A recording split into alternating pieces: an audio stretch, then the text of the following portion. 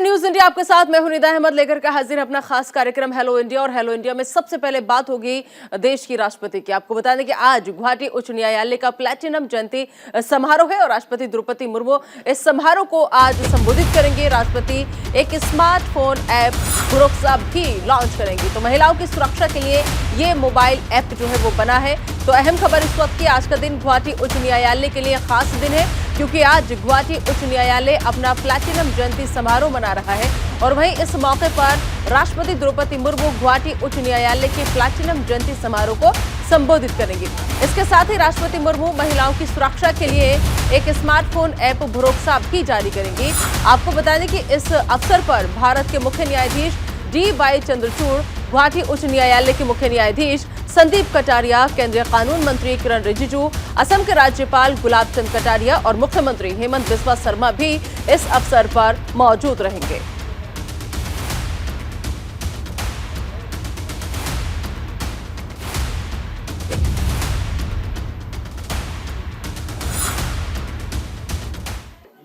और चलिए आगे बढ़ते हैं और अब बात करते हैं पीएम मोदी की। आपको बता दें कि 14 अप्रैल को असम के दौरे पर जाएंगे देश के प्रधानमंत्री नरेंद्र मोदी। पीएम मोदी गुवाहाटी में बने एम्स का उद्घाटन करेंगे और हाईकोर्ट के प्लैटिनम जुबली कार्यक्रम में भी वो शामिल होंगे। तो अहम खबर, 14 अप्रैल को पीएम मोदी एक दिन के लिए असम के दौरे पर रहेंगे और इस दौरान पीएम एम्स गुवाहाटी का निरीक्षण और गुवाहाटी हाईकोर्ट के प्लैटिनम जुबली कार्यक्रम में शामिल होंगे। साथ ही प्रधानमंत्री नरेंद्र मोदी विभिन्न विकास परियोजनाओं का उद्घाटन और शिलान्यास भी करेंगे।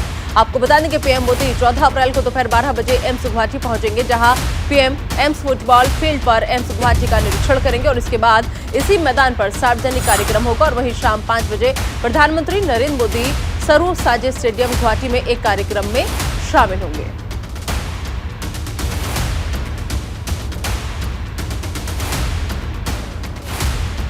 तो 14 अप्रैल को पीएम मोदी असम के दौरे पर जाएंगे और यहां पर जाकर कई कार्यक्रमों में वो हिस्सा लेंगे।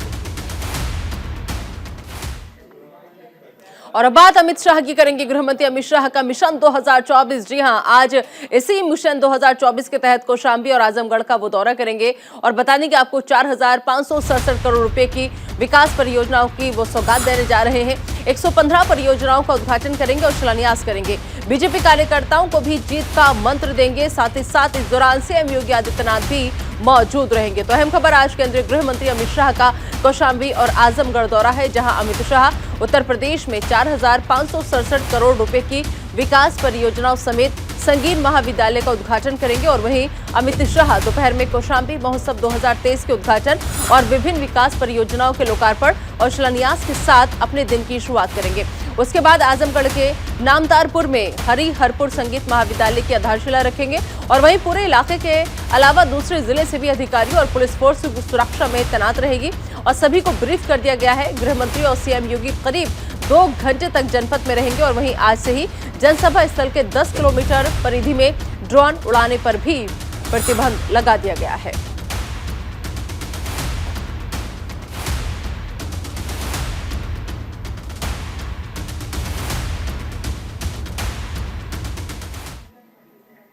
और बात कोरोना की, कोरोना को लेकर बड़ी खबर आ रही है। आपको बताएं कि देश भर में लगातार कोरोना के मामले बढ़ रहे हैं और देश भर में बढ़ रहे कोरोना के मामले में आज इस बीच स्वास्थ्य मंत्री डॉक्टर मनसुख मांडविया जो है वो आज बैठक करेंगे। सभी राज्यों और केंद्र शासित प्रदेशों के स्वास्थ्य मंत्रियों के साथ ये बैठक होनी है। स्वास्थ्य विभाग, नीति आयोग और साथ ही साथ आपको बता दें कि और भी कई अधिकारी इसमें शामिल होंगे। तो अहम खबर, बड़ी खबर, कोरोना महामारी फिर से दरअसल लौट रही है और देश में कोरोना के मामले हर दिन बढ़ रहे हैं। बता दें कि पिछले 24 घंटे में भारत में कोरोना के 5,335 नए केस मिले हैं और वहीं देश में 195 दिन बाद इतने केस मिले हैं। राजधानी दिल्ली एनसीआर में ही लगातार 2 दिन से 500 से ज्यादा कोरोना के मामले सामने आ चुके हैं और कोरोना की रफ्तार को देखते हुए केंद्र सरकार फिर से अलर्ट हो गई है। और वहीं आज केंद्रीय स्वास्थ्य मंत्री डॉक्टर मनसुख मांडविया सभी राज्यों के स्वास्थ्य मंत्रियों के साथ कोविड-19 की स्थिति पर वीडियो कॉन्फ्रेंसिंग के जरिए बातचीत करेंगे। इस वर्चुअल बैठक में स्वास्थ्य विभाग, नीति आयोग और साथ ही साथ और भी कई अधिकारी शामिल होंगे। आपको बता दें कि केंद्र सरकार ने इससे पहले 25 मार्च को सभी राज्यों के सचिवों को स्वास्थ्य मंत्रालय ने पत्र लिखा था और इस पत्र में कहा गया था कि राज्य टेस्टिंग में कमी न करें। 10 और 11 अप्रैल को सरकारी और प्राइवेट अस्पतालों को मॉक ड्रिल के निर्देश दिए गए थे और वहीं एक्सपर्ट्स का मानना है कि कोरोना अगले महीने पीक पर होगा।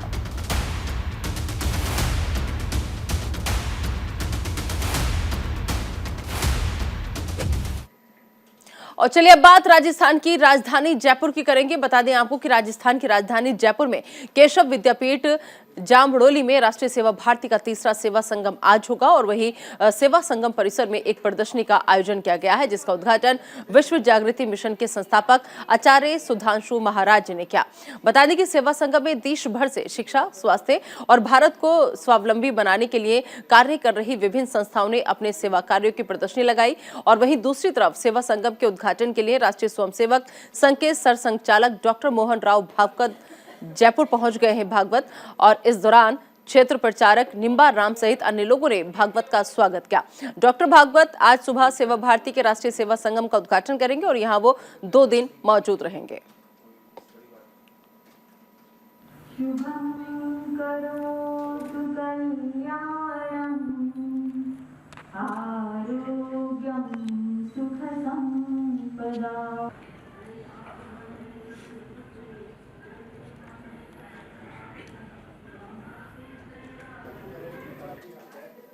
और इधर मौद्रिक नीति समिति की बैठक को लेकर बड़ी खबर आ रही है। आज आरबीआई गवर्नर शक्तिकांत दास फैसलों की घोषणा करेंगे। जी हां, एक साल में रिजर्व बैंक ने रेपो रेट में 2.5% की बढ़ोतरी की है और सुबह 10 बजे शक्तिकांत दास बैठक के फैसलों की घोषणा करेंगे।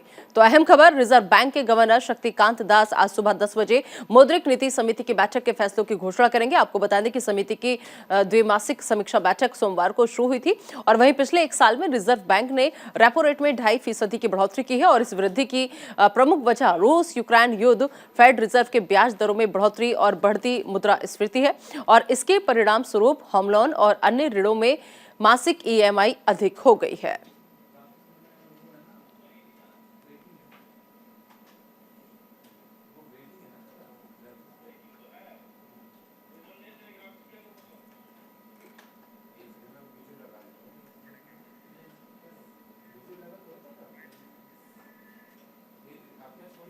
और चलिए बढ़ते हैं और बात करते हैं कर्नाटक विधानसभा चुनाव की। कर्नाटक विधानसभा चुनाव से पहले बड़ी खबर आप तक पहुंचा दें। 8 अप्रैल को बीजेपी की पहली लिस्ट जारी होने की संभावना जताई जा रही है और आज दिल्ली पहुंचेंगे सीएम बसवराज बोम्मई। अपने समर्थकों के टिकट सुनिश्चित करने की ये कोशिश है। तो कर्नाटक बीजेपी ने 10 मई को होने वाले विधानसभा चुनाव की तैयारियां शुरू कर दी है और वहीं आज बीजेपी प्रत्याशियों की लिस्ट फाइनल करने के लिए सीएम दिल्ली पहुंच रहे हैं। आपको बता दें कि उम्मीदवारों का चयन जीतने की क्षमता के आधार पर होने की संभावना है। बता दें कि कर्नाटक में 10 मई को विधानसभा चुनाव होंगे और वोटों की गिनती 13 मई को होगी। वहीं केंद्रीय संसदीय बोर्ड की बैठक 8 अप्रैल को होगी। चर्चा के बाद हाईकमान उम्मीदवारों की सूची को अंतिम रूप देगा और उसके बाद सूची जारी की जाएगी। वहीं आवास मंत्री वी सोमन्ना को विधानसभा में विपक्ष के नेता सिद्धारमैया के खिलाफ वरुणा सीट से चुनाव मैदान में उतारने के सवाल पर येदियुरप्पा ने कहा कि सब कुछ हाईकमान के आदेश के अनुरूप होगा। तो आज दिल्ली पहुंच रहे हैं सीएम बसवराज बोम्मई और यहां पर आकर के अंतिम सूची जो है वो तैयार की जाएगी। अपने समर्थकों के टिकट सुनिश्चित करने की कोशिश में यहां पर सीएम जो है वो आज दिल्ली का रुख कर रहे हैं। तो अहम खबर, कर्नाटक विधानसभा चुनाव से पहले आज सीएम का दौरा दिल्ली। यहां पर आकर के जो लिस्ट तैयार की गई है, कौन कौन उम्मीदवार है, कौन कौन वजह है जिस पर पार्टी अपना भरोसा जताएगी। तो 8 अप्रैल को बीजेपी की पहली जो है लिस्ट वो जारी होने की संभावना जताई जा रही है। तो आज दिल्ली पहुंच रहे हैं सीएम बसवराज बोम्मई।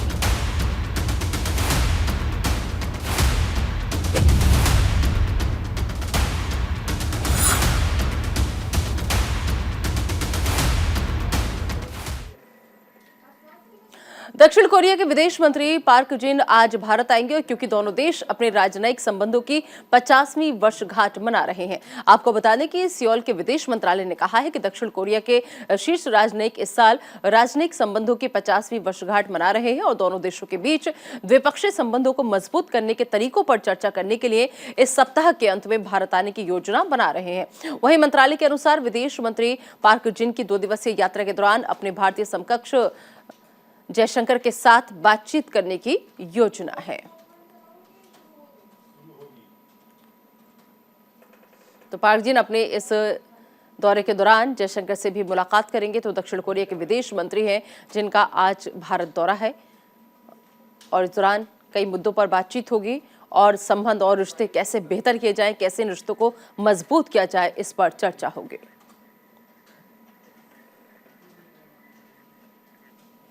और चलिए आगे बढ़ेंगे और अब बात करेंगे हल्द्वानी की। हल्द्वानी से इस वक्त की बड़ी खबर, सीएम धामी का आज हल्द्वानी दौरा है और सुबह 10:30 पर वो कालाढूंगी पहुंचेंगे और कई परियोजनाओं का इस दौरान लोकार्पण और शिलान्यास करेंगे। तो अहम खबर, उत्तराखंड के मुख्यमंत्री पुष्कर सिंह धामी आज हल्द्वानी के दौरे पर रहेंगे, जिसके बाद सीएम सुबह 10:30 बजे खटीमा से उड़ान भरकर राजकीय पॉलिटेक्निक मैदान कालाढूंगी पहुंचेंगे। यहां वो विधानसभा कालाढूंगी की विभिन्न योजनाओं का लोकार्पण और शिलान्यास करेंगे। इसके बाद दोपहर हेलीकॉप्टर से वो आपको बता दें कि चौबट्टा खाल पौड़ी गढ़वाल को प्रस्थान करेंगे।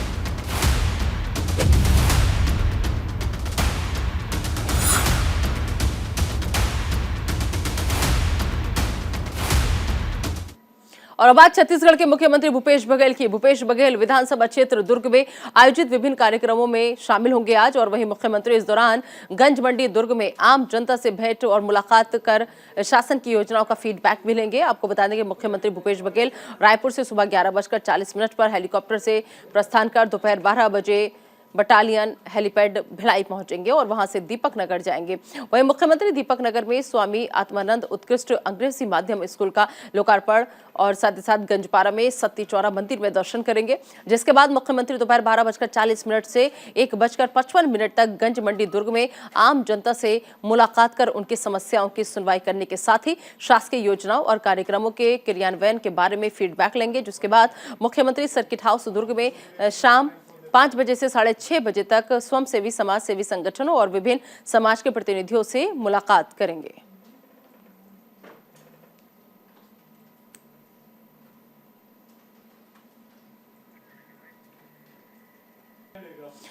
सुबह सभा के राष्ट्रीय अध्यक्ष ओम प्रकाश राजभर उत्तर प्रदेश के संत कबीर नगर जिले में पहुंचे। यहां सुहेलदेव और हनुमान जन्मोत्सव कार्यक्रम में पहुंचकर उन्होंने लोगों को संबोधित किया।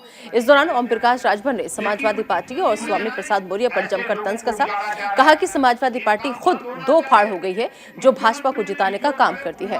वहीं ओम प्रकाश राजभर ने राहुल गांधी को लेकर भी कहा कि कांग्रेस नेता राहुल गांधी तो खुद अपने ही बुने जाल में फंस गए हैं। वहीं जिस तरीके से स्वामी प्रसाद मौर्य राम के प्रति विवादित बयान दे रहे थे, उनके खिलाफ संविधान के तहत मुकदमा दर्ज होना चाहिए। और लगातार एक पार्टी से दूसरे पार्टी में जाकर स्वामी प्रसाद मौर्य अपनी राजनीति को चमकाने का काम कर रहे हैं, जबकि उनकी बेटी भारतीय जनता पार्टी से सांसद हैं। जब स्वामी प्रसाद मौर्य को टीआरपी नहीं मिल रही थी तो राम का नाम लेकर चर्चा में आना चाह रहे हैं।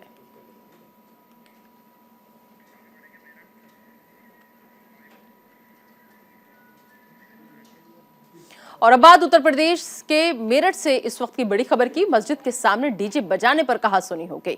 दो समुदाय के लोग आमने सामने आ गए। पुलिस ने मामले को शांत कराया। इलाके में फिलहाल भारी पुलिस फोर्स तैनात किया गया है। थाना ब्रह्मपुरी क्षेत्र के पूर्वा इलाके की ये पूरी घटना है, जहां पर आपको बता दें कि मस्जिद के सामने डीजे बजाया जा रहा था, लेकिन मस्जिद के सामने डीजे बजाने पर कहासुनी हो गई और फिर इसके बाद कहासुनी जो थी वो नोक-झोंक में तब्दील हो गई। दो समुदाय के लोग जो थे वो आमने सामने हो गए और जब मामला ज्यादा बिगड़ा तो फिर पुलिस ने खुद वहां पर पहुंचकर मोर्चा संभालकर इस पूरे मामले को शांत कराया। तो इलाके में फिलहाल भारी पुलिस फोर्स तैनात है ताकि किसी भी तरह की कोई भी हिंसा या फिर किसी भी तरह की कोई भी घटना न घट सके। तो थाना ब्रह्मपुरी क्षेत्र के पूर्वा इलाके की ये पूरी घटना है, जहां पर मस्जिद के सामने डीजे बजाया जा रहा था, जिसके बाद मना करने पर कहासुनी हो गई। और अगली खबर सीतापुर से। सीतापुर में दर्दनाक सड़क हादसा देखने को मिला, जहां एक ट्रक की टक्कर से बाइक सवार महिला सहित 2 लोगों की मौत हो गई। बता दें आपको कि बाइक सवार रेउसा से भरथा गांव घर वापस जा रहे थे, तभी ट्रक ने बाइक को टक्कर मार दी और वहीं पुलिस ने शव को कब्जे में लेकर पोस्टमार्टम के लिए भेज दिया है। तो महिला समेत 2 लोगों की मौत हुई है यहां पर। तो पुलिस ने फिलहाल शवों को पोस्टमार्टम के लिए भेज दिया है। तो उत्तर प्रदेश के सीतापुर से ये अहम खबर, जहां पर दर्दनाक हादसे की खबर सामने आई है।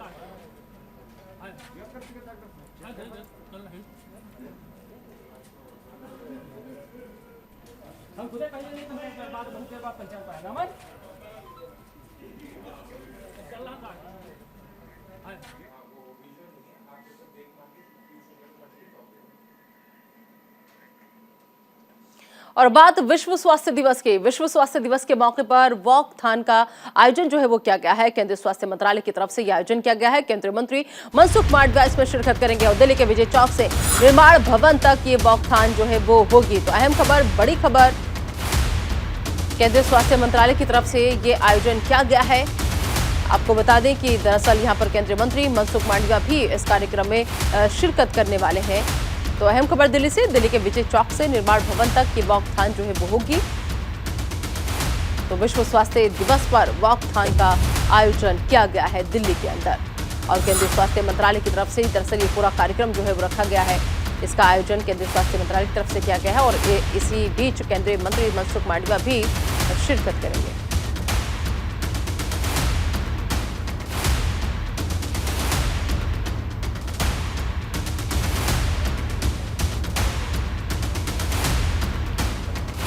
तो चलिए अब सीधा आपको लिए चलते हैं विजय चौक, जहां से हमारे संवाददाता पीयूष शुक्ला जो है वो इस वक्त हमारे साथ जुड़ चुके हैं। पीयूष, अगर आप तक मेरी आवाज पहुंच पा रही है तो जानना चाहेंगे कि फिलहाल विजय चौक पर कैसी तस्वीरें आपको नजर आ रही है, क्योंकि यहां पर विश्व स्वास्थ्य दिवस पर वॉकथॉन का आयोजन किया गया है। पीयूष, देखिए इस वक्त निदा इस वक्त केंद्रीय स्वास्थ्य राज्य मंत्री इस वक्त भारती प्रवीण पवार भी यहाँ पहुंच चुकी हैं। सीधा उनका रुख करता हूं। मैम, वॉकथॉन आज आयोजित किया गया है वर्ल्ड हेल्थ डे के मौके पर, किस तरह से देखती हैं इस पूरी रैली को और इस वॉकथॉन? आज हेल्थ फॉर ऑल ये कंसेप्ट से WHO जो कुछ गाइडलाइंस इशू कर रहे थे, हेल्थ उसे लेके वॉकथॉन है। माननीय केंद्रीय मंत्री मनसुख भाई मांडविया जी इसका भी उद्घाटन करेंगे और आप देख रहे हैं सभी युवा युवती इसमें जुड़े हैं।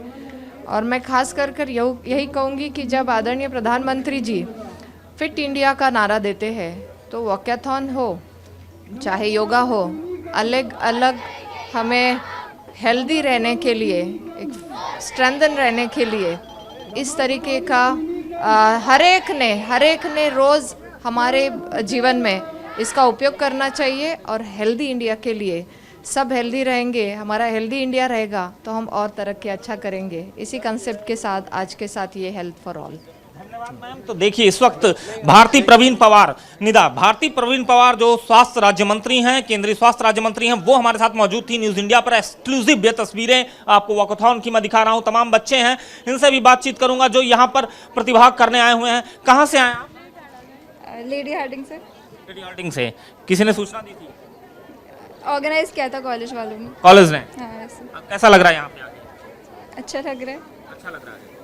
तो देखिए तमाम बच्चे हैं, सुबह से यहाँ आए हुए हैं और इंतजार है केंद्रीय स्वास्थ्य मंत्री का। वो जब यहाँ पहुंचेंगे उसके बाद वो यहाँ पर इस रैली को झंडी दिखाएंगे और उसके बाद ये शुरू हो जाएगी। तो केंद्रीय स्वास्थ्य मंत्री कितनी देर में यहाँ पर पहुंचने वाले हैं और केंद्रीय स्वास्थ्य मंत्री के अलावा और कौन कौन यहाँ पर आने वाला है? पीयूष, कोई जानकारी इस बारे में? देखिए अभी हमारे साथ केंद्रीय स्वास्थ्य राज्य मंत्री खुद जुड़ी हुई थी न्यूज इंडिया पर, भारती प्रवीण पवार, और उसके अलावा केंद्रीय स्वास्थ्य मंत्री मनसुख भाई मांडविया। आपसे थोड़ी देर का वक्त है जब यहां पर पहुंचेंगे। हालांकि जो समय था वो समय 7:30 का है और 10 मिनट का समय अभी बाकी है और 7:30 पर यह वॉकथॉन शुरू हो जाएगा।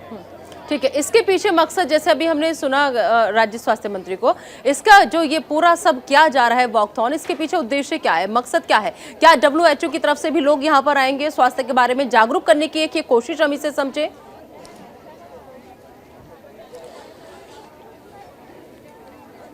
बिल्कुल, स्वास्थ्य को जागरूक करने की कोशिश है कि वॉक जो है वो सुबह के वक्त करने पर क्या फ़ायदा हो सकता है, हमारी हेल्थ के लिए किस तरह से लाभकारी है। अगर हम एक लंबी दूरी का वॉक करते हैं सुबह तो किस तरह से हमारे लिए ज़रूरी है, हमारे शरीर के लिए ज़रूरी है। और स्वस्थ आदमी रहेगा, फिट इंडिया तो हिट इंडिया, ये जो मुहिम है। और उसके अलावा WHO लगातार गाइडलाइंस जारी करता है। आज WHO के तमाम अधिकारी यहाँ मौजूद रहेंगे। उसके अलावा स्वास्थ्य मंत्रालय के तमाम अधिकारी इस वॉकथॉन में यहाँ पर हिस्सा लेंगे। ठीक है पीयूष, आप नजर बनाए रखिए, आपसे अपडेट हम लगातार लेते रहेंगे। फिलहाल इस तमाम जानकारी और अगली खबर भी उत्तर प्रदेश के ललितपुर से ही है, जहां पर आपको बता दें कि दबंगों ने ग्रामीणों की झोपड़ियों में आग लगा दी। 1.5 दर्जन से अधिक झोपड़ियां जलकर खाक हो गई। आदिवासी सहरिया के लोग दबंगई से परेशान है। दबंग बुंदेल यादव और उसके गुर्गों पर आरोप है कि थाना बालबेहट के स्थानीय कस्बे की यह पूरी घटना है। तो दबंगों ने ग्रामीणों की झोपड़ियों में आग लगा दी और लगातार ये जो ग्रामीण है दबंगों के कहर से परेशान है। 1.5 दर्जन से अधिक झोपड़ियां थी जो जलकर इस आगजनी में राख हो चुकी हैं, खाक हो चुकी हैं। देखिए कैसे आदिवासी एरिया के लोग इन दबंगों की दबंगई से परेशान है, लेकिन इनके खिलाफ कोई भी एक्शन नहीं लिया जाता।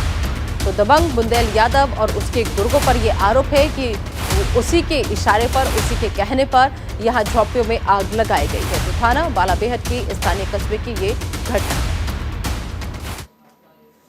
फिलहाल इसी खबर के साथ हेलो इंडिया में अभी के लिए इतना ही। आप दीजिए इजाजत, लेकिन बने रहिए न्यूज़ इंडिया के साथ।